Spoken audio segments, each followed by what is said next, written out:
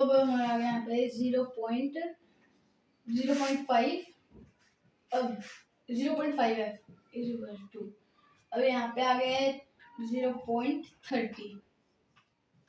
Okay, तो अब यहाँ पे बड़े का निशान आता है प्लस, तो इज इक्वल टू में लिखते हैं हम f is equal to 0.30 by 0.5। तो अब 5 से 5 6 30, 1 अब 0 कट जाएगा, तो हमारा आंसर आ जाएगा 6/1।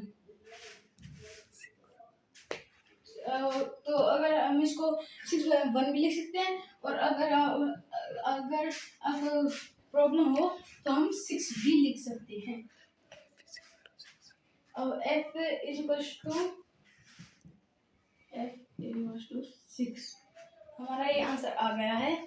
अब हम इसे चेक भी करके दिखा सकते हो हम इसे।